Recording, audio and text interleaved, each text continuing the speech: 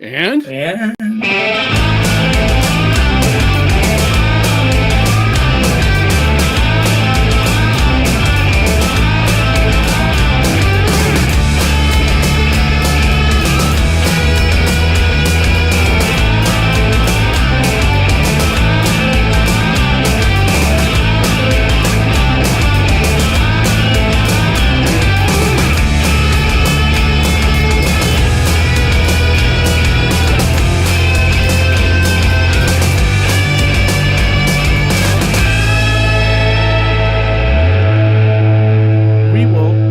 to screw it up less next time, although we can't possibly screw it up as badly as the city is screwing this up.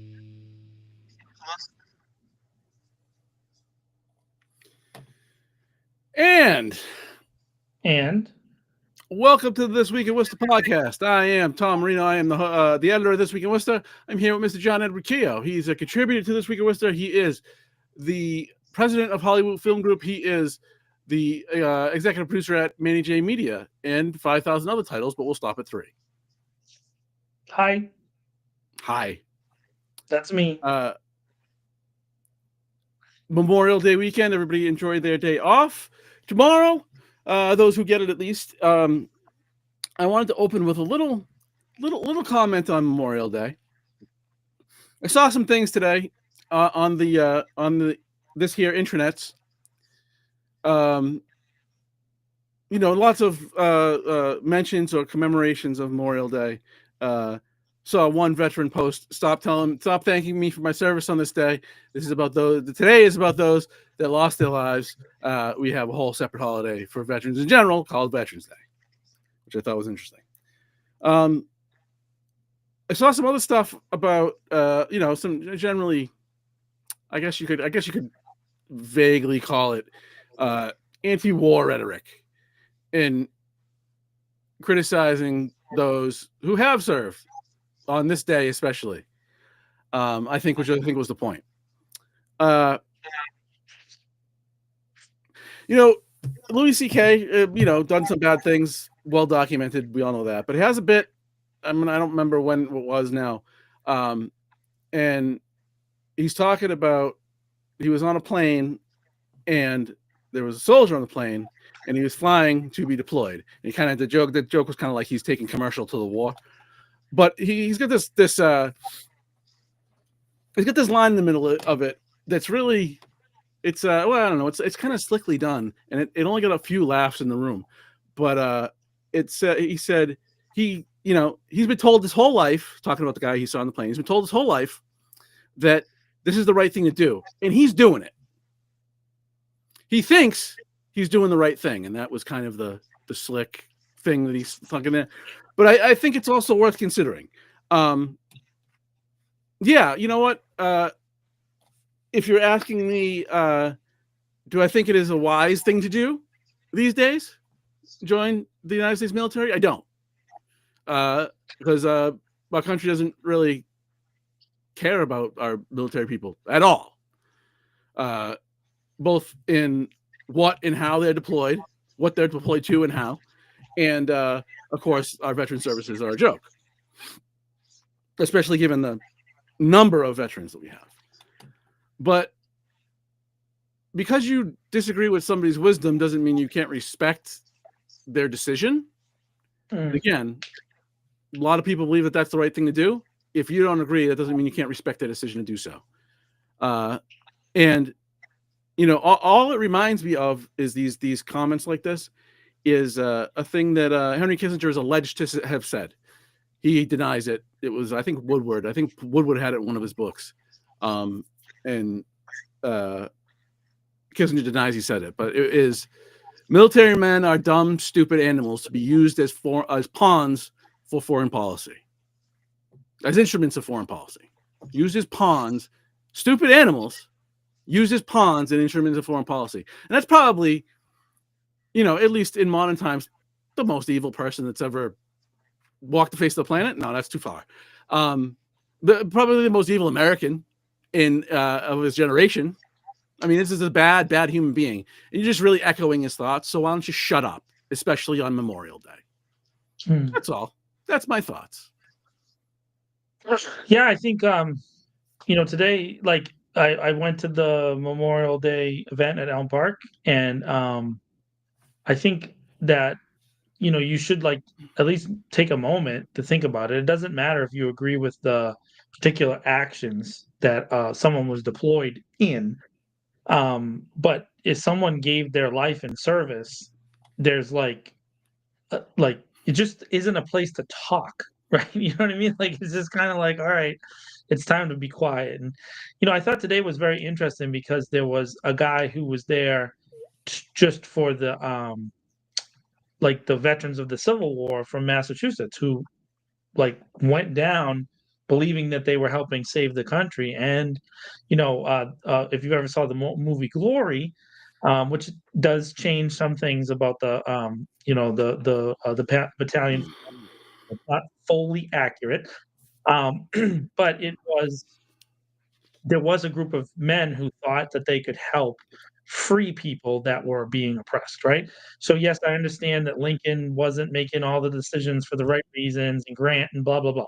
All that I understand, but there were some people who truly did want to, make our country more free, right? And so I would say that a lot of people do that. I think this goes back directly connects to our conversation that we have about reforming police, reforming government in general. I don't know that every single person that commits to a cause is a bad person.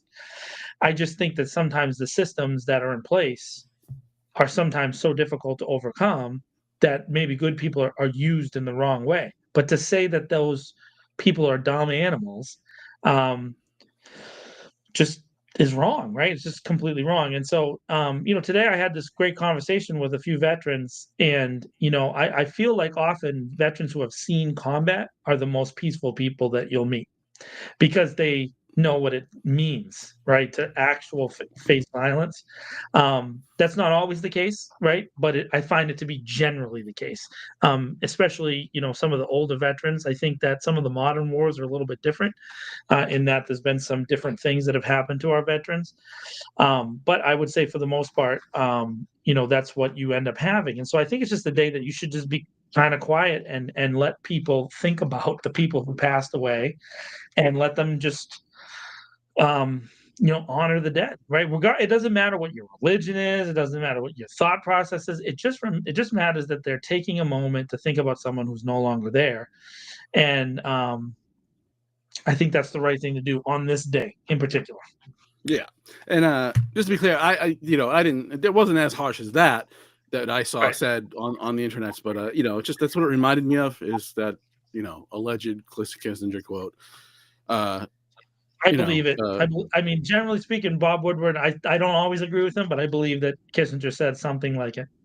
Yeah, yeah. I mean, and other people have denied it. I don't know if it's true or not, but whatever. The point is it was in a book, and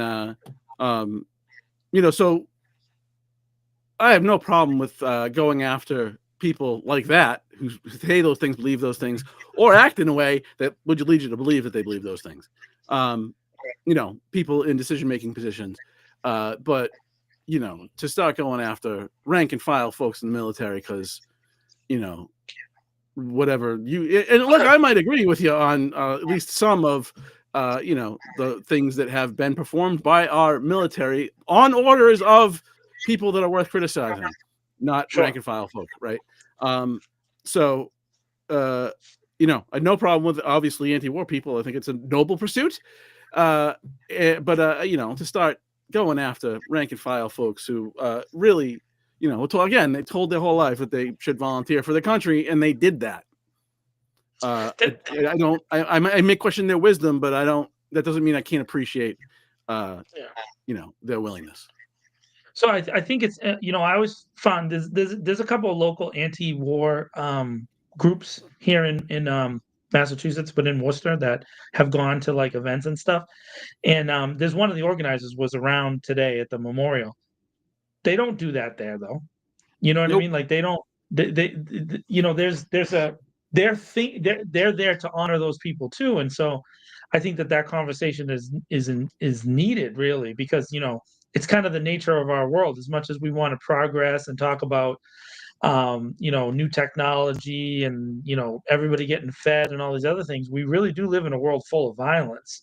And we really haven't figured out how not to do that to each other, right? So that means that death is sometimes a consequence of our behavior as humans, as leaders, as nations. That's a thing. And so it's a good conversation to have, but we don't need to do it in light of blaming someone who was like a private. You know what I mean? That's somehow their fault, because it isn't. Right. We have civilian leadership at the top of the military. Remember. That's true. So yeah, and I don't know what the cutoff is when it's okay to start. Like when somebody gets to a level high enough that they're okay to criticize. I just don't think it's rank and file people and insulting them or whatever. Appreciate their willingness even if you disagree with their decision. And I also I don't have much to say about it, but I did want to note that today is also the 5-year anniversary of the death of George Floyd in Minnesota, in Minneapolis, which of course set off the largest protest for human and civil rights in human history a few years ago, or now 4 years ago. And I always make this point, and people don't like it. But if you go back, I remember it in real time, but if you go back and look at news articles in that week before the rioting started, that's not to say the rioting's good. I'm making a point here that if you look at the district attorney, now the state ended up taking this case, and that's who tried it, was at the state level. But the district attorney in that county sure was sounding like it was nothing that was going to happen. And then buildings started getting lit on fire. And suddenly the state took it, and that man is where he belongs, in prison. And so, sometimes you can't ask for permission. Especially when something so profoundly gross is ongoing. It's not something I recommend. It's not something I've ever taken part in, nor do I intend to take part in. Not my thing. I don't want to burn stuff down. But if you don't respect as a collective, the people that went on the street, some people did some really terrible things, and that shouldn't be respected, of course. But if you don't respect the people that went out there as a body, as a collective, to say, nah, this is not going to be acceptable. I don't know what to say for you, because that DA was not going to charge that man. I agree. And I also think that maybe one of the more odious things that came out of that was this criticism of the dead. And I think this it's connected directly to today, in that there's this approach to people when they have passed away that I don't understand. You know what I mean? So I just don't get it. And maybe that's because I'm Irish, and in our culture, we used to, when someone passed away, you have like a party, and then you don't really speak about it anymore. It's like that's it. That's kind of how it is. And then people make fun of it. You mean have some drinks and then I'm going to talk about it again? That sounds very Irish. Yeah, and not just drinks. So now over here in the United States, it's a little different, because I feel like the immigrants came over here, got influenced by American culture. But back home in the Emerald Isle, and then in like post-immigrant Irish culture, the wake is a party. And it is a lit party. There's a great movie, if you've ever gotten to see it, called Belfast, that just came out a few years ago, which is more about Northern Ireland and how the Catholics and Protestants treated each other, which is not great. But in it, there is a scene of an Irish wake, and it is exactly how I remember it when I was growing up, including the priest getting up on the microphone and singing karaoke with the crowd. And that was generally how it was. And so, but then you didn't speak about the dead, even if it was negative, right? And so, I remember, a couple family members of mine who died from like drug overdoses, and my grandfather, cracking them when they spoke about it, and so now I'm not saying that's right. I'm just saying that that's like the tone that was set in my family and culture, that you just didn't speak about somebody. So then when Mr. Floyd was murdered, there was this argument that was made that he somehow deserved it. Yeah. And that really became to me the most odious argument I've ever heard. People were bringing up his record and all these other things, um, which was interesting because those same individuals would then try to justify the officer's behavior.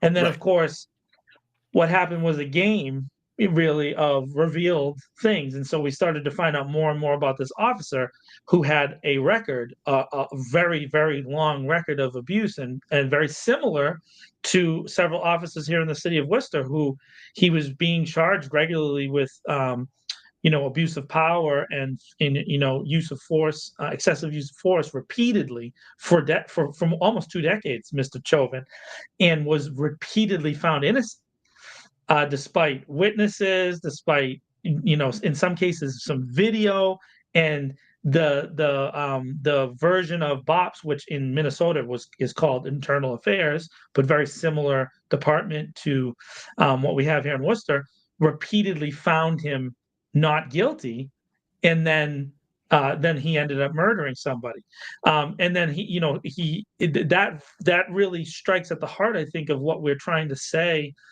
um, about this process with evaluating the Worcester Police Department, which is that we don't want that result. And there's very similar patterns that happened in that city versus now Minneapolis is a bigger city than ours, so I'm not saying it's Yes. the same. But it is a similar behavior pattern where there's an internal affairs department that regularly just finds the officers innocent every time, and then there's no, not every time too. Now Chauvin did get found liable a couple times, right? So, but he never got dismissed. He continued to be an officer on the force, and then of course he had a personal history with this individual, which really, really made this case difficult to deal with. This, at one point, they dated the same woman. There was a back and forth. They had physically fought prior to this day, so there was definitely like that kind of background between the two people, and so it really goes to the partners that were there with Officer Chauvin that day that didn't do anything knowing the background. In fact, the one of the officers had actually pulled Floyd off of Chauvin in the prior physical encounter, which had been like a year or 2 years before that. So knew personally of the situation. So it wasn't even like they didn't know the details. They were like really involved, and so it just boggles the mind that people would make the argument that somehow he's a bad guy because he had a record. And it goes to again, the tone of Worcester when they approached the unhoused in Massachusetts, and you hear it all the time. The city manager recently repeated it, the mayor recently repeated it, and public safety chairperson Kay Toomey recently repeated that people who are unhoused are majority addicts, majority criminals, all these numbers that are just completely unfounded. And we only have one person in the city, Dr. Matty Castile, who has pushed back on that at all. And so that's not statistically, it has no merit. It really doesn't have any merit. But they say it all the time. So when they talk about wraparound services, and you see City Manager Batista has said wraparound services probably 500 times in his time as city manager as like a bell that he rings to make sure that you know. When he's talking about wraparound services, he's talking about drug counseling. He's talking about the sheriff's intervention program, which is like a pre-detainment thing. So he's talking about criminal kind of based programming. Whereas when you hear medical people talk about it, they talk about it from a medical standpoint versus some kind of behavioral standpoint, right? So there's two different kind of camps, and they want to call them criminals, Yeah. and so and it's always in the post, right? It's never in the it's never directly, it's always kind of insinuated. And I think that I'm hopeful that the work that we're doing here at This Week in Worcester and other local media places like Worcester Sucks and like Manage A Media, that what we can do is bring like direct truth to that. Like let's say, hey, that what you're doing right there is you're trying to make this person look like they're bad because of X. And of course, I have personal experience with that because we have other people in the local media who have gone after us, and they use my past as a way to, justify their attacks, right? So it's always about what the person did before, not about what the person is doing now. Well, And that so, was, in fairness, that's just a resident. That's not somebody in media. It's just a guy. Just a guy. yeah, that's good. That was really good. That made my day. So yeah. So Oh, man. wanted to mention those two things. Yeah. Also, story I did on Friday, I think, maybe Thursday. Boston Globe had a piece last week where it announced that it was suing 4 police departments, including or 4 municipalities, for access to records about their police departments. One of those being Worcester, also Boston, Springfield, and New Bedford. They asked for records on, and this is interesting, on confidential informants. They did not want any identifying information, but they wanted to know, numbers and how much money they're being paid, etc. And CIs, apparently, baby.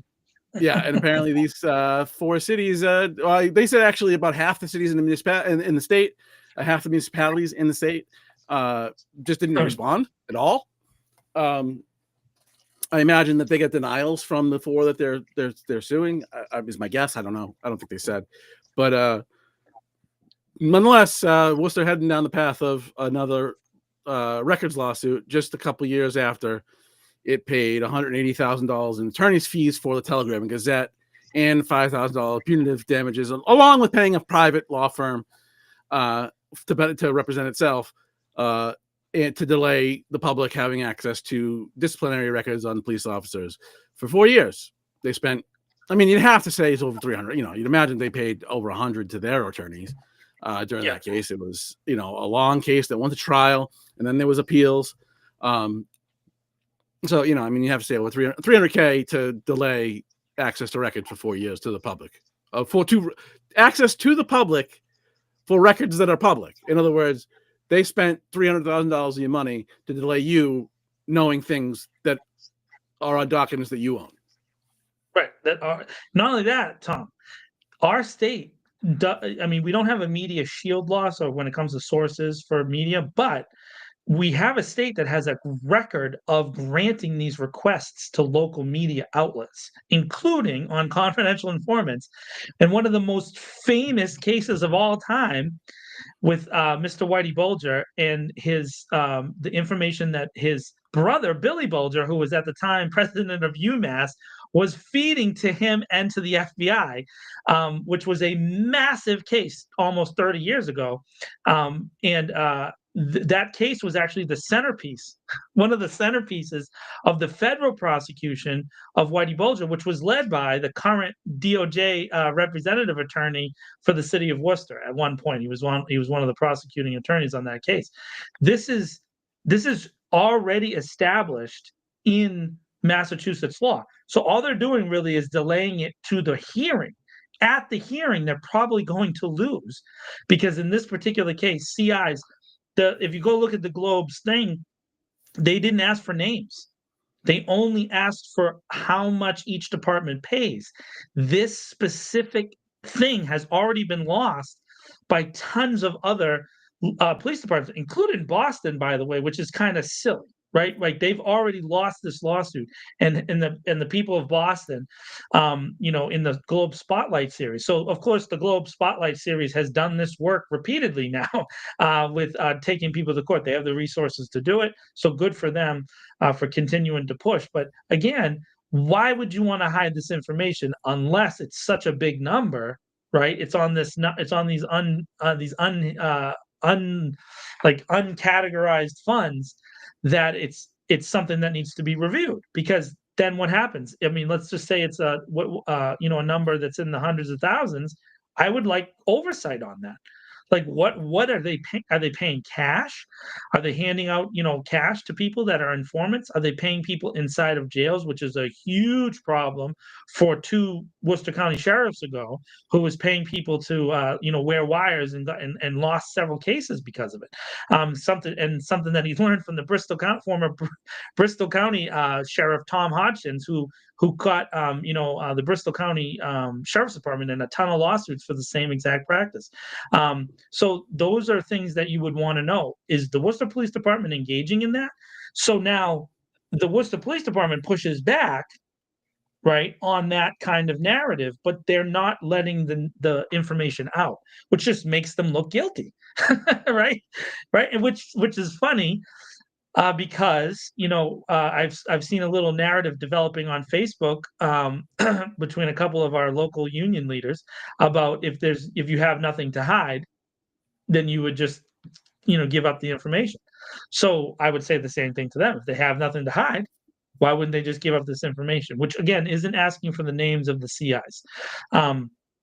Because of course that would put them in danger, and we recognize that. If you look at the Globe's, the first page of the lawsuit, it says specifically that they are not asking for personal identifying information. They're just asking for the money that's being paid out, and so just a waste of our time and resources. Again, even Yep. just the amount of time that the city lawyers or the city outside counsel that they're going to have to hire is going to spend on this is one less second on an important actual city issue, which again, aren't we supposed to be getting back to city issues, right?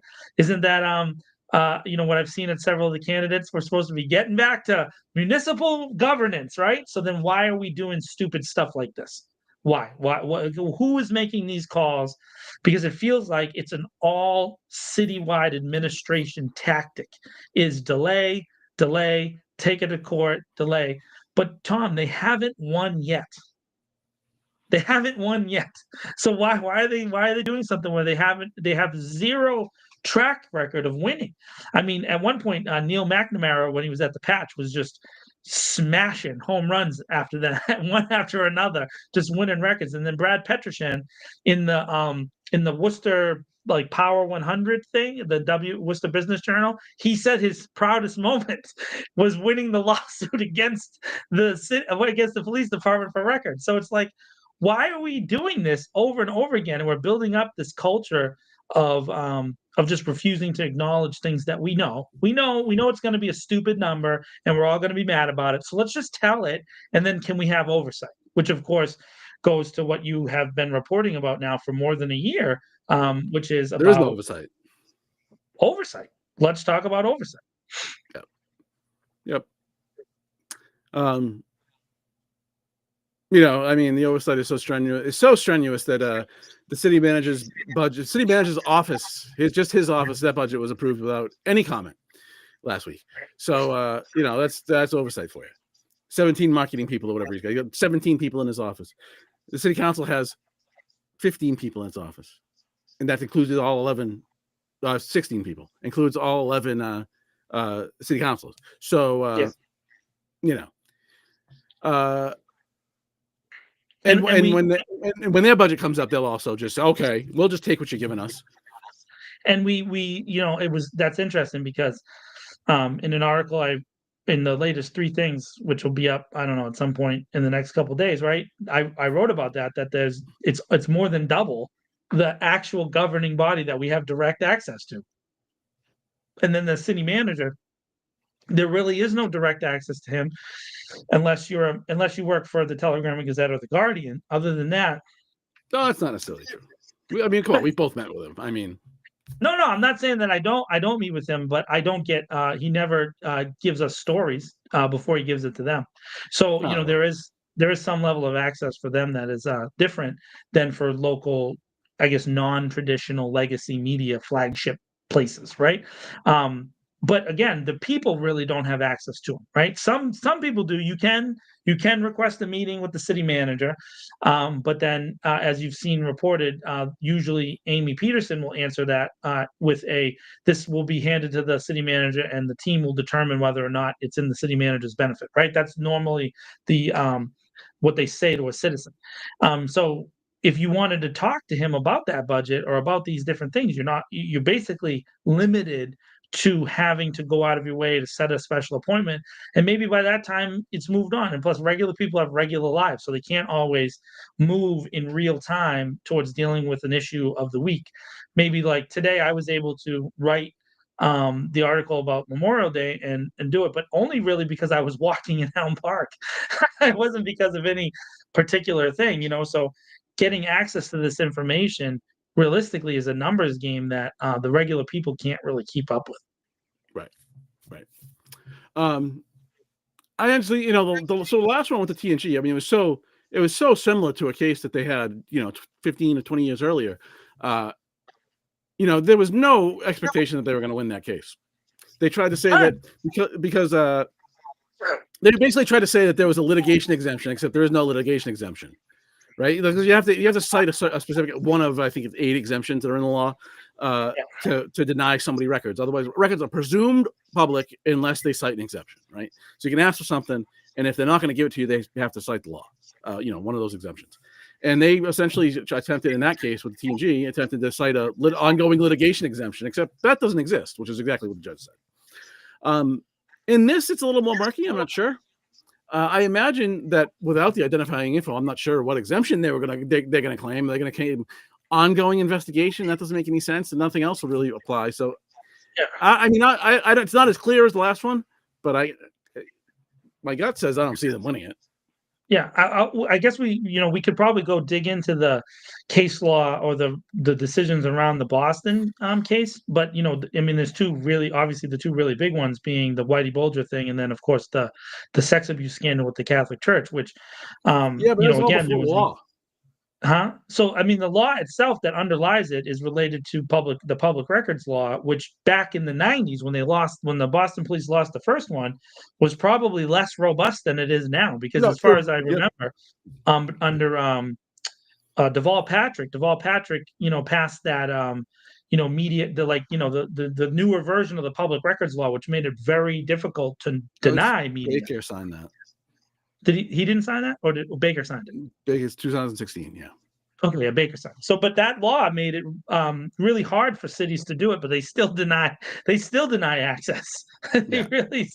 Which is pretty amazing. That it's like, hey, this law was specifically passed to make sure that this kind of information, especially when the Globe went out of their way to say we're not asking for identifying information, we're just asking for the total. It doesn't even say broken down into like individual amounts. It just says what's the total for all the CIs that you're using. You know what I mean? Now, I thought they wanted an itemized list without names. Well, okay. So, but now you could be right. I'm not sure. Yeah. That just that was my assumption. Yeah. So then, what my thought about is that I think the reason that they're now this is just pure speculation, right? It's slightly informed, but it's pure speculation, and it is that the Globe has some other story they're working on that's bigger than this. And the folks at the police department probably recognize that this piece of information could help identify something in a bigger story. And so they want to delay and maybe try that. But again, the Spotlight team has been so good at not letting you know what they're working on, and then coming out with bombshell book after bombshell book that you would think that that they would just say, okay, hey, we're going to give this to you and cooperate. Because I feel like the non-cooperation approach, which is this like bunker down, they're all against us, we're the victims from the municipal governments, is very weak, and it's almost all kind of a modern trend that's how it is. You know what I mean? I hate to say this because I can't stand it, but Rahm Emanuel, when he was the mayor of Chicago, but former White House chief of staff for Obama, and then longtime Democrat National Committee guy. I can't. An all-time scumbag. Yeah, multiple time, really bad dude. But you know what he used to do? He used to be like a bulldog for the city, and he would at least say things about why he was doing stuff. In this case, most of the time they just don't respond, or they make up something like this. At least if you're gonna lie, do it with some kind of flair. Try. Yeah, try. Give me some energy, That's what I would dude. say. respect me enough to try when you lie to me. Yeah. Make me work. Make me work a little bit harder than the fact that you just deny until you. And by the way, hey, real quick to all the Democratic-run cities here in Massachusetts, this is literally a page out of our current president's playbook, which is what? Whenever there's a lawsuit, long game, push, delay. Use the system to make it harder for people to access information. And again, that's our system is built that way. So, it's hard to say negative for someone using it like that, but that's exactly, they're doing the same thing. So it's really hard to hear the leaders of our city say things like our common enemy is the current president of the United States when they use the same tactics of the current president of the United States. It's really hard to hear you say that. I don't care what party you affiliate yourself with. If you're using the same exact behavior, you are the same. You're the same person. So at the very least, get ready to pick up some more lawyer fees, if not somebody else's lawyer fees at the end of all this. Yeah, get my tax dollars going to lawyers. Lawyers. Yeah. Moving into your area of expertise, for sure, you wanted to talk a bit about the Charter-Cox merger, Charter Communications and Cox Communications. So last week when I was yelling and screaming, I touched on it for like a second, but Charter and Cox are merging in a no cash, all stock deal, which is kind of typical with these kind of media companies. They do. They price their stock at a certain level and they price the other stock at a certain level, and then they give the shareholders some exchange. There's no actual, they didn't really spend any money. They just created this massive corporation that then, doesn't have to operate in cash, but they get all the assets, all the employees, all the equipment, all the lines, yada, yada, yada. And then they're going to merge. They're going to save money by merging their website operations and all those kind of things. And so it's a really good, from the stock market's perspective, deal. But as we know, we're in ongoing negotiation with Charter Spectrum. And one of the things that this does now is where there are Cox Communication, and there's very few in Massachusetts because the three big companies in Massachusetts are Verizon, Comcast, and Charter, right? But what this does do is this really creates around the country more of the similar nature to what we have in Worcester, which is we don't have an actual monopoly because technically any cable company or internet company could come into the city. They just have to, the internet, they don't need to even apply. They just need to own the lines or rent the lines. For the cable companies, they need to get a franchise, but anybody could come in. But this is now one less company that would want to come in. And so now that actually operates cable, right? So because Verizon is moving away from cable entirely, as I've been saying for almost 2 years now, cable is an obsolete technology. And eventually, within the next 10 years, maybe even sooner, it will not exist anymore. You will no longer have cable, which is like the dial-up of internet version of TV anymore. Everything's going to be streaming because they save money. It's on streaming. It's easier to stream. They save money. They get more from the fees from all the different streamers, especially now that Disney made their deal with Charter. So that means every Disney Plus subscriber, when you pay your $12.99 a month, $1 or $2 of that is going to Charter, and none of that is going to the municipalities that Charter operates in, right? Because it's not counted as cable revenue. So I just want to say again, I think you can see the narrative that I have predicted now repeatedly, one at a time, right? And I believe that the city manager is probably going to come out in the next 60 to 90 days with an announcement that they've made a new deal with Charter Spectrum. And part of the language, remember this on May 25th, 2025, part of the language of that announcement will say that the acquisition of Cox Communications has created a better company able to do more things, right? And able to serve the people of Worcester better. That's going to be part of the narrative. But I want you to remember that has already happened to the city of Worcester 2 separate times in the 1980s, late 1980s, early 1990s, when Charter acquired Greater Media from the Grossbeck family. the current owners of the Celtics, they're selling it right now. Greater Media was sold to Charter, and part of the deal was that Charter now, with acquisition of Greater Media, could better serve the people of Worcester. Early 1990s. If you move forward into the early 2000s, there was another announcement. This is when Charter came out of bankruptcy. Remember, they filed for bankruptcy, and it turned out they weren't in bankruptcy.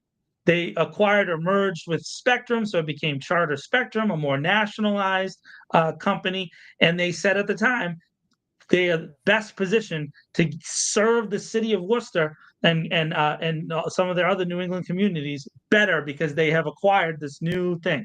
So this is a narrative that's been used twice in our city's time.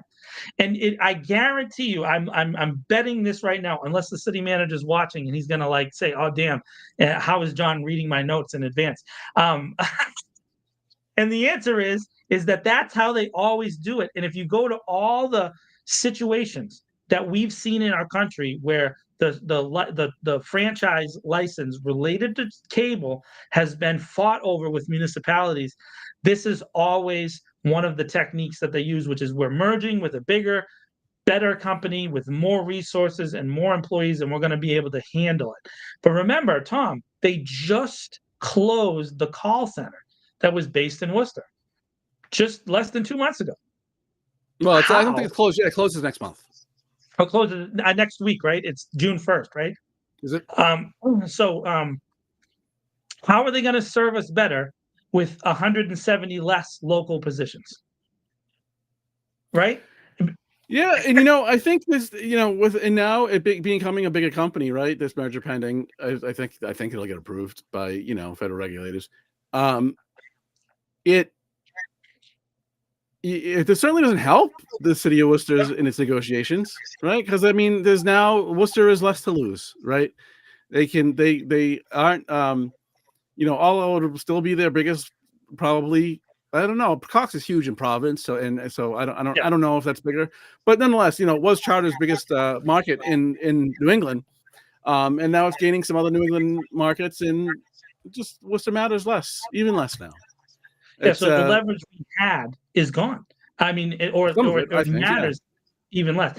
And of course, I've been very openly critical of the city administration, which, in my opinion, with the city manager's statements last year, really just gave away any leverage that they had.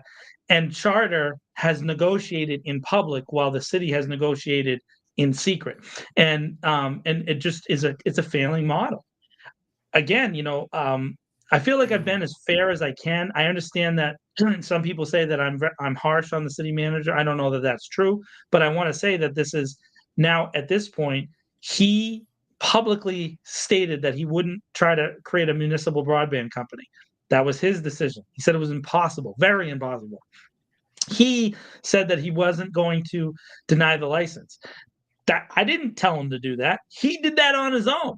And so he gave Charter Spectrum, which is, again, a much larger operation. I looked it up, right? It's probably going to take me too long, but Charter Spectrum has more employees than the city of Worcester. Is my, and it's by a lot. It's not like a little bit, it's by a lot. So they're a much bigger operation. And now they've just acquired another company that also has more employees than the city of Worcester. So they've combined two companies that were already bigger than the city of Worcester into one. They have resources we don't have. They do. And so negotiating with them under their terms is never going to work for a municipality the size of Worcester. You can't manage a negotiation in secret with a company that is slapping you in the face repeatedly in public. And so I just want to point that out for those of you who have followed along on the cable thing. I continue to cover it, but the narrative is the same. This company is not good for the city of Worcester. They've proven it time and time again. And at some point, you have to hold the city councilors responsible. And I want to point this out. The majority of the city councilors now have not come out and made public statements against Charter's behavior. There's been a couple times in city council where it's been brought up. But public statements from the majority, Mayor Petty, it's always been about whether they raise the cable fees or not, but the behavior, the way they've treated the city of Worcester, they have not been a great partner. And so those city councilors that haven't responded with similar language, how can you trust them to care about you if they won't fight for you against the cable company? I just don't know. And so it's up to you to do your own research about who said what or who said what where, but go look at that and see if they actually care about you, especially for people who are senior citizens who rely on cable for their information. Yeah, I mean, during COVID, former city manager Augustus said Charter was the worst company I have dealt with as a partner in my time as city manager. Something to that effect. It was really close to that. And they are. They truly are. It might be one of the few times that Ed Augustus told the truth. It is what it is, So it is. And that was over COVID stuff. So they first I forget what the first ask was. The Chromebooks. Chromebooks for the school. Yeah. So they essentially they wanted to get a bulk discount so they could buy. So the city could either discount or allow the city to be single payer on buying accounts for kids that didn't have cable at home because they're going to need it for internet for school. And Charter said no to everything, said no to a discount, said no. And then finally, I'm remembering from a few years ago, obviously. And then the city asked, all right, fine, we'll pay full price. We just want to just let us pay for it all at once. And they said no. Yeah. And then when the city did finally acquire the Chromebooks, they throttled down the school's bandwidths until the city got a contract with a higher, paid another level up, which is hilarious. So then what happened was the kids started to log on with the Chromebooks. And I only know this because at the time I was in a relationship and there was a young girl who was going to Worcester Public Schools, and she would complain to me about her Chromebook not being able to access the internet. So of course, John knows some tricks. So I kind of hacked her Chromebook a little bit and, souped it up. So there was a little bit better access. But at the time, that was like a big deal. So that's almost 6 years ago now, Tom, where, the city got hosed by Charter Spectrum in the middle of like the hardest time in history. So, if you want to look at Charter Spectrum, they also kind of were like a war profiteer. They were taking advantage of the city during COVID. There's no trust. There's no amount of work. There's no amount of anything they can do other than complete capitulation to every demand of the city. And then paying people back for all the stuff they put them through that could ever get them even close to reconciling the behavior as a company, how they've treated the city of Worcester. There's just nothing. And anybody who says otherwise either worked for Spectrum or is delusional. There really is no other way. Yep. And, the status of that is interesting because we've not been informed, as far as I know. There's no extension of the extension. Yeah, I didn't see any paperwork filed. It's not on the Federal Register, which of course. So there is technically no contract right now, and they're still allegedly negotiating. Yeah, and under the old franchise, the most you could ever extend it was to the third year, right, which would be this October. Technically, the city was supposed to file something last October to get this last year, but there's no record of that being filed. So they're just kind of, it's almost like the contract doesn't matter between the two entities, which of course, which by the way, Tom, that's exactly how Charter has acted the entire time they've had this contract, which is like they don't care about it anyway. So why should the city either, right? So the city doesn't follow its obligations, but of course that then sets out if they ever do go to denial and they end up in federal court, the city's done things wrong. And so now what's going to happen then? Because the federal regulators, it's a different federal regulator now. So Brendan Carr is the head of the FTC, and Brendan Carr is a known kind of like lover of these major corporations. So again, at the time we had the Biden administration's version of the FTC, which probably would have been much more amenable to the city.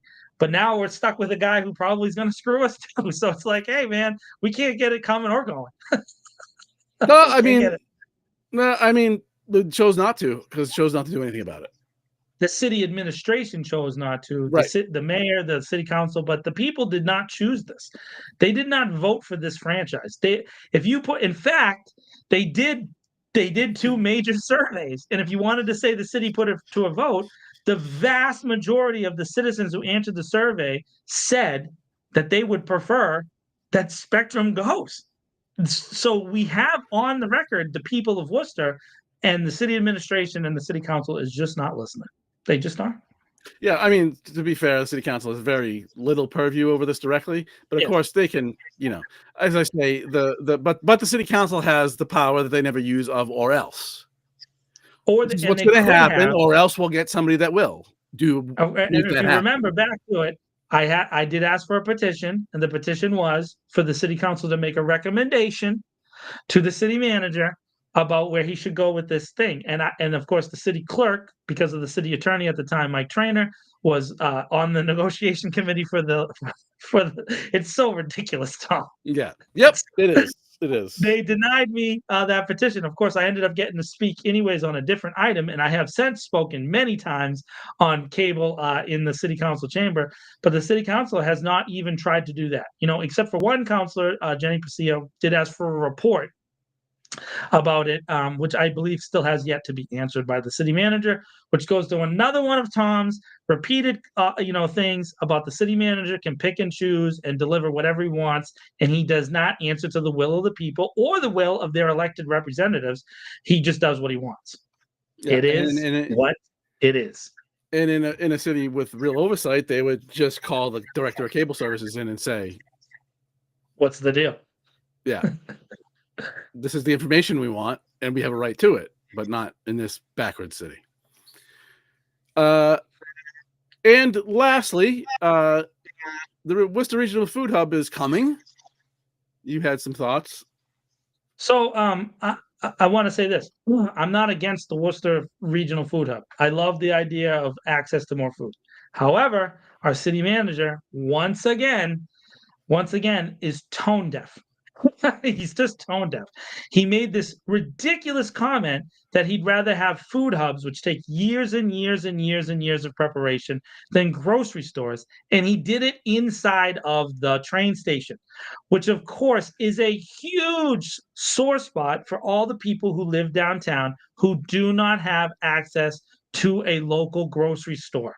They do not. And it has been a huge political problem for years and years and years since we lost I don't even remember. There was a small one on Main Street. I forget the name of it, but it was super expensive for a little while. But there hasn't been a major grocery store in downtown. I don't know. 30 years? Well, I don't even know how long it is. And of course, the CVS is gone. Every the only kind of markets that there are gas stations, and they charge exorbitant prices. Exorbitant prices. And so what are you going to do? You're going to put in a food hub. Now, this food hub is not designed to give inexpensive food away to people that don't make that much money. That's not what these places are. That's what I don't get. These places are really to support food entrepreneurs. They're a licensed kitchen, right? So you can go there and make food commercially. That's really what it's for. The idea that it's going to provide any sort of, unless I'm missing something, it doesn't seem to me. It seems to me that's its purpose, not to feed people, right? So those I don't know who they sell to. I assume that they sell to stores primarily from there. Or maybe direct. I'm not really sure. But I guess it depends on the business, on the entrepreneur that's working inside the food hub. But its purpose is to make commercial kitchens available to folks who want to start food businesses.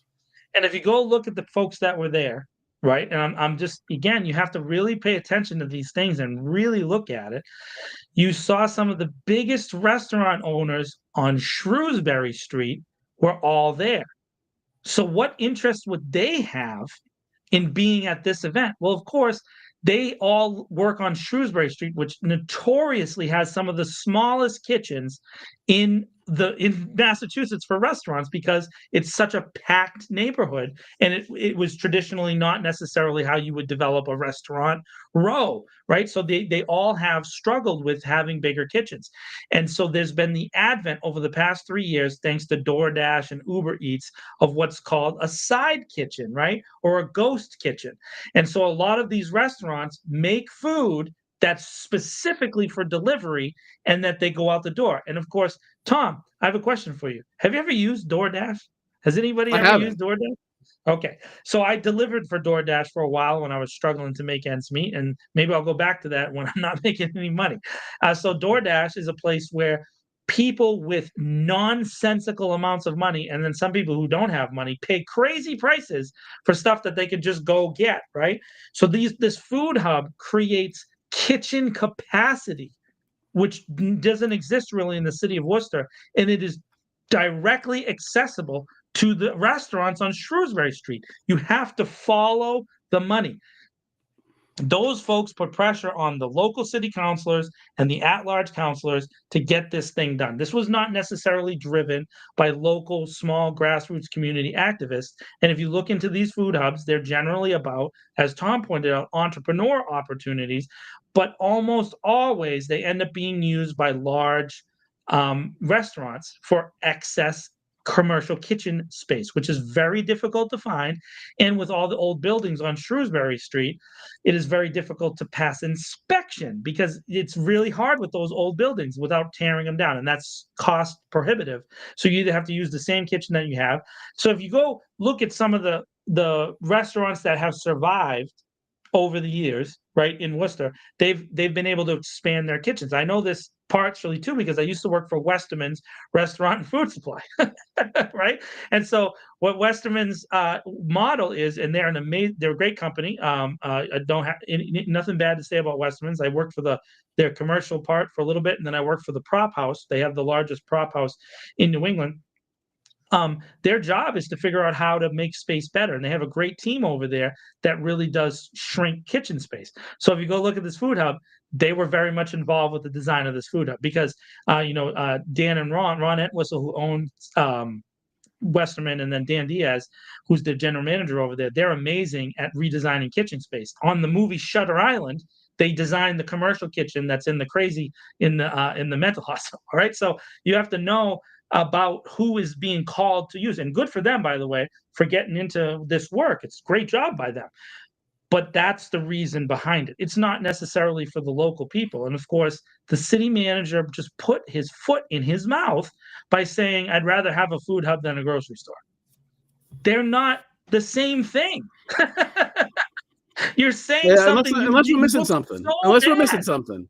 But from what I understand, that is commercial kitchen space. There's no market there. Maybe there is going to be a market there. I don't know. There might be a little bit of a market there, which I understand it's going to be a small thing. But we're not talking about like a place where thousands and thousands of people can go.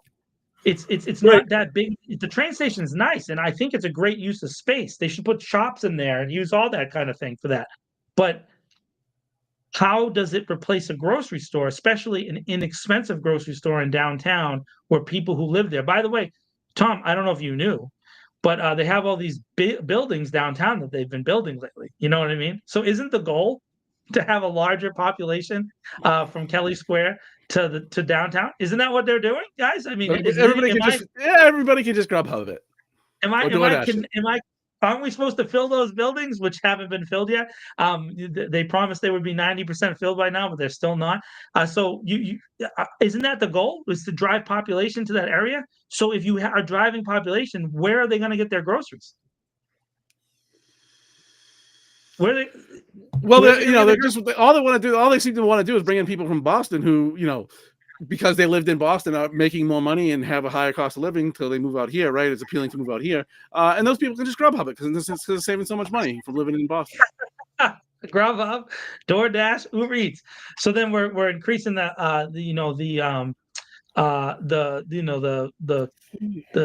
size of three companies who, by the way, from the beginning have been consistently accused of abusing their employees, right? Because they're making zillions of dollars and not paying anybody. So it's just the cycle continues. Ladies and gentlemen, the city of Worcester loves themselves their big corporate daddies, and they love their developers. Man, they love them. They like to smooch them a little bit there. And again, the city manager just thinks, who's he talking to with these speeches? Who's he trying to win over? I just don't understand it. So if he hadn't said that, I probably wouldn't have talked about it. But why say the grocery store line? It's just so Dumb. It just doesn't make any sense. I don't get it. If it's good for the chief business lobby in the city, it's good for the city. That seems to be the. Well, and of course, this was a Tim Murray directed thing, and he was there. He was one of those guys that's there. And listen, I'm not. I understand the need for expansion of commercial kitchen space in Worcester. Of course, 100%. I'm not against the leaders of those restaurants or the restaurant association or Worcester Restaurant Week and all the cool things that they do to try to drive traffic to local Worcester restaurants. But we have a lot of restaurants and we do not have grocery stores to support. And now, what did the new census say? We're over 210 now officially, right? We're at 213 or something like that. Oh, I don't know. That's estimated anyway. Yeah. But anyways, the city keeps growing, right? And if the city keeps growing, where are we gonna get the groceries from? We now listen. And again, on the back end, the city council is consistently against urban farming, consistently against the chickens. We've talked about these. These things are all interconnected, and so on the back end, we don't let people farm their own food, and we really don't want people raising their own animals. On the other end, we're not going to allow grocery stores. So then what we're doing is we're either sending people out of the city, which is going to cost gas, more driving, wear and tear on the roads. All these things become, more pressure on the city of Worcester. What it does, though, Tom, is it's a consistent approach of this city government for years and years and years. It drives people with lower incomes out of the city of Worcester. It drives people who have lived in Worcester their whole lives out of the city of Worcester because they're going to have to find a place where they can go raise their own food, raise their own chickens, find cheaper groceries because it just doesn't happen here. And yet, median household income hasn't budged. So their strategy is going nowhere. You can't move enough people in to change the economic demographics. You can't do it. And when the jobs go to people outside of the city that you're claiming, are being added to the city, like for example, all the police jobs where there's $150,000 to $200,000 salary, the vast majority of those officers live where, Tom? Do they live in Worcester? Where do they live? Where do they live? No, they can afford to live in the burbs where they make that kind of money. That's right. They live in Holden. They live in Hudson. They live in Grafton. They don't live here.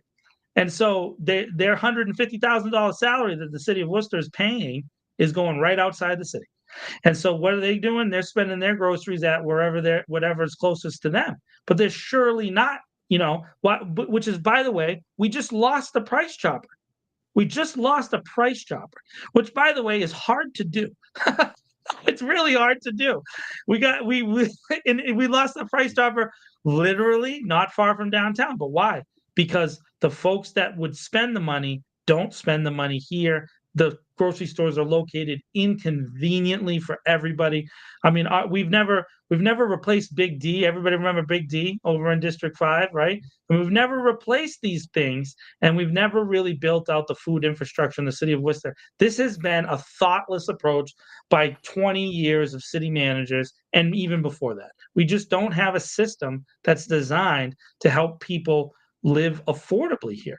We it's a commuter city. What do they call it? A bedroom? What's it? A bedroom city? People sleep flyover here. Country. Yeah, flyover country, man. So it's not for the regular people. All right. Well, let's go.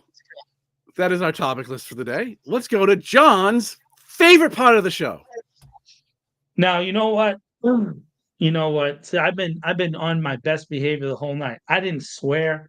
I didn't yell tonight, even though there are people that are in the chat pressuring me to be upset and angry. And I am not tonight at all. I had a slip up last week. And 4 or 5 or 6 or 7 or 10 or 12. Yeah, it was a long night. Let's just put it that way.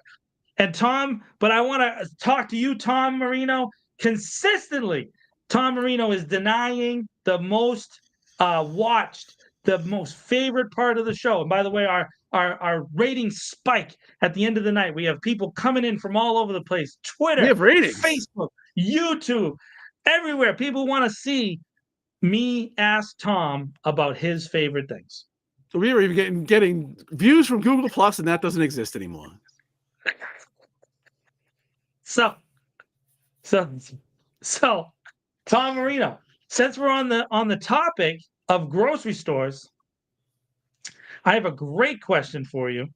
And the question is, Tom, what's your favorite store brand of food, right? So not like, but like at what is it? At Walmart they have Great Value.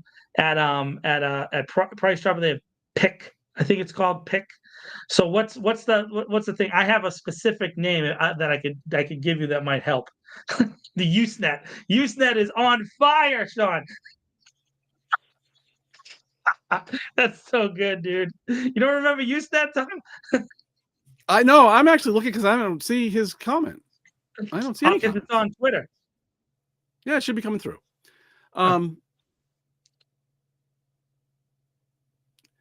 I don't know that I have. I'll say this. This is my workaround for this because I don't know. Is when that Wegmans opened in Shrewsbury and Northborough? I think it's actually technically in Northborough, right by the line. I lived in Northborough at the time when that opened, and that's a different place. I mean, you pay for it. Don't get me wrong. It's a food mall. Yeah, but it was a different place. So I'll go with that Wegmans brand. Yeah, I never go there. I never go there because I'm never out there anymore. But so to me, it's always the poor people cereal, the bag cereal. I love those cereals. They're the best kind. And the old Stop and Shop brand, Tostios. So it was a rip-off Cheerios. It was called Tostios. And it was the best, man. It was that's the why best. I'm missing it. I don't really do the cereal, good. So I think they put more up and up Kirkland. Yeah, Kirkland is big. They used to put like extra honey, like Honey Nut Cheerios. They would put like extra honey in this mix, so it was just like eating honey cereal. And I love honey, so that was always my favorite. Was Tostios. I love Tostios. And then for condiments, I'm a big Teddy peanut butter guy. Anybody like Teddy peanut butter? If you like Teddy peanut butter, that's proof that you are from Massachusetts. That and Peter Pan, which I haven't seen Peter Pan in years, but Teddy peanut butter, you can still track it down here and there at different stores, but it's not always in stock. Teddy peanut butter. But Teddy peanut butter was the kind that had the oil on the top, like the old welfare peanut butter.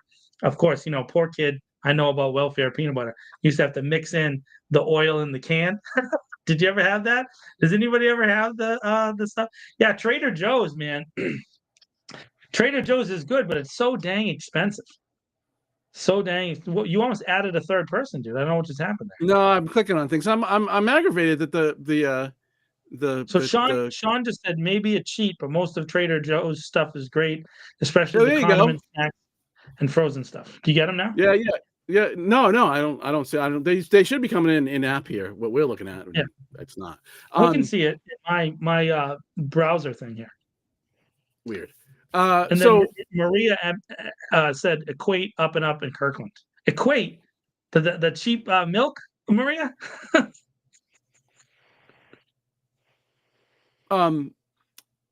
Maybe I'm missing the boat there because I don't really do the cereal. I think cereal's weird, not worth eating. Oh, I love cereal. Big cereal guy. I have a box of Lucky Charms right over there in the office, and I am smashing it away. Lucky Charms is the best. It's actual pure. Oh, it couldn't meds. Okay. And then Amanda said Aldi's. Yeah, Aldi's. I noticed since the other Stop and Shop closed, Aldi's is lit over in Lincoln. Over in the Lincoln. Is that Lincoln Plaza? What's the one that's across from Savers? I forget the name of that one. But where Aldi's is across from Savers, up in Lincoln Village, is constantly packed, like nonstop. It has so many people in there. Captain Crunch. Oh, Captain Crunch is a Kellogg. Ugh. Ah. Ah.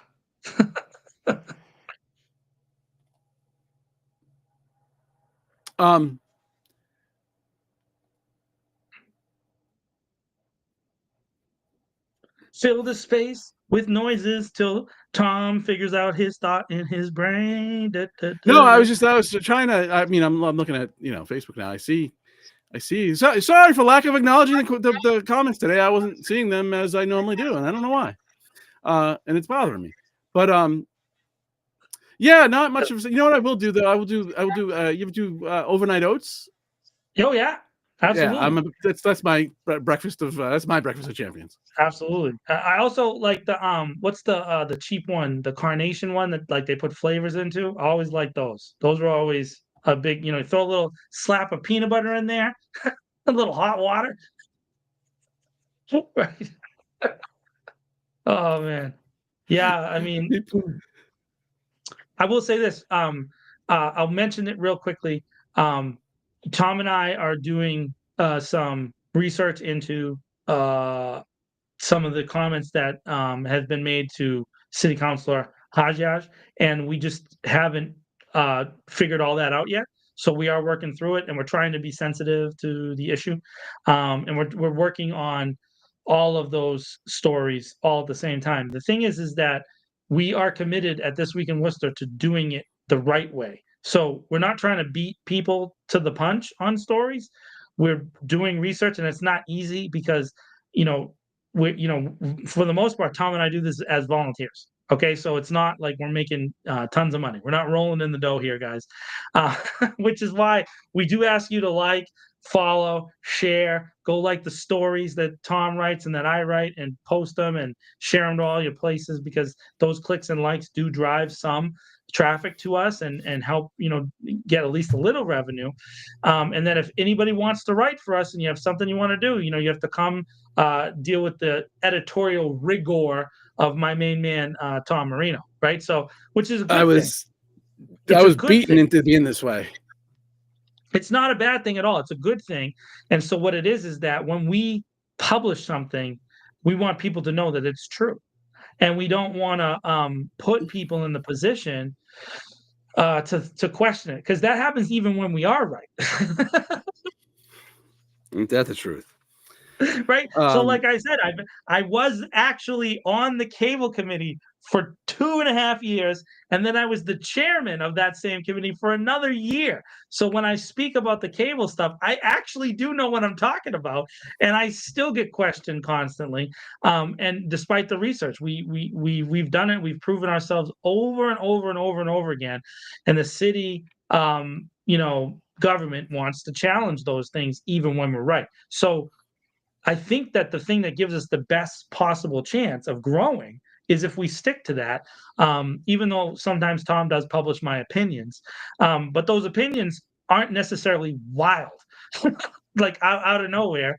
And we've turned down stories. Let me tell you, we have turned down stories. Yeah. That is so a couple things. Control. Yeah. On the stuff that Attell posted.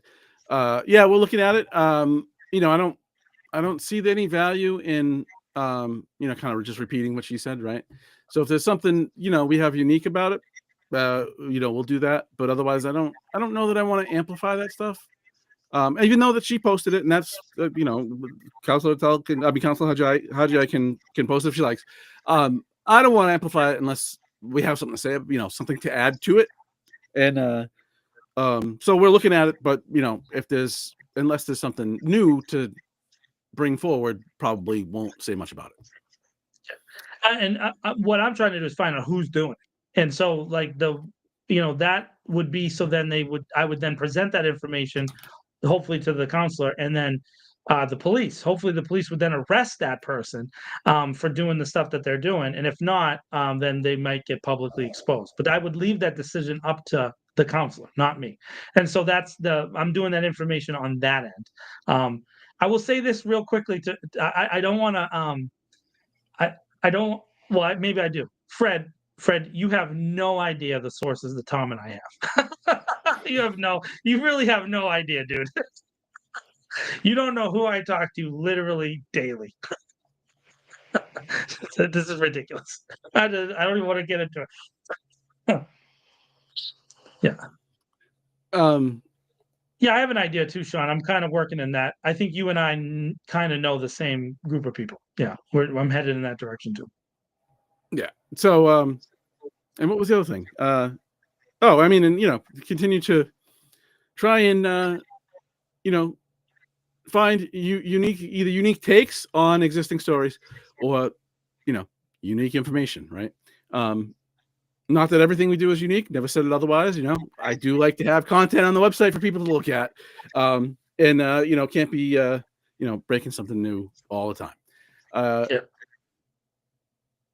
So yeah, and just for the record, questions on editorial decisions or whatever, more than welcome. We can do it here. You can hit me up privately, whatever. If you have a question, I'm more than happy to provide at least my thinking, and we can go from there. Anything and as else? You all know, I'm happy to engage with you on Facebook. You? Yeah, I mean, and I guess we should also say if if there's something you think is worth looking into, or you would like to see somebody look into, can't promise you I'm going to do it, but would be more than happy to hear you out. Yeah. Can't do every story everybody wants. I'm one person, and John's one person. That's two people, and that's barely two people. So, can't do everything, but always happy to hear anybody out. Yeah, we like stories. We like we want to write. We want to talk about it, and we're trying. We're trying everything we can. But again, we're two guys, and we're hopeful that to add more people. Right, we're looking into more writers and more producers of content. And it's the same thing with Hollywood Film Group and Manny J Media. We're always looking for people. But again, this is not a high-paying industry. So you need people that are willing to kind of bust their butt for a while until it turns into something maybe bigger than this. Yeah. And I've been resistant to doing paid content or paid add-ons or whatever. It's where do you draw the line, right? Like if you're doing the news, you want to put the news out. Yeah. In my view, this is my view, right? You want to put the news out, and so what am I going to hold back stuff for only paid people? And no. So, I mean, I would like to eat more than cereal. I just said I don't eat cereal, but I don't want to do that in a way that tarnishes the brand, which I've worked on for a long time. Yeah, I'm with that. I agree with that. Fred, the information that you're looking for is actually on the city's website, so it's really not a secret piece of information that you're talking about. You can just go look it up. He's talking about the parking fines. Yeah, and I'm gonna mea culpa here. I haven't spent a lot of time with the budget yet, just because I mean, really, May 8th stuff, right? It's been a lot, primarily. I will say, and it's always been like this. And I don't know why, and I don't know why I didn't recognize it not last year or any of the previous years, but certainly have a problem with no price on what BOPS, the internal investigation team, is costing us. They have 5 people, it looks like, in the division, but total cost is a mystery. Undesignated funds, Tom. Undesignated funds. Yeah. How much are we paying to not hold anybody accountable? Yeah. So I mean, yeah. I'm just not going to respond.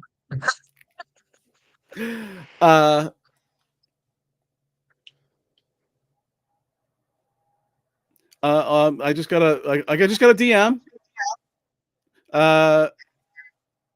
Honorary street renaming for Harris Woolaba, who was a Worcester public school student who died last year. Honorary street renaming at the YMCA Greendale branch, June 3rd, 4 p.m. And that is available as an event on Facebook. You can look it up, Honorary Street Renaming. Anything else, sir? No, I'm ready to go to bed. All right. So thank you all for joining us on a holiday weekend. Turnout was a little late, but it actually turned out pretty good. So appreciate you all. Sorry that there was no comments. I will get that fixed. And until next week, we will try. That doesn't make any sense. Rewind. We will try to screw it up less next week. Until then, everybody have a great week. See you all soon. This Week in Worcester out.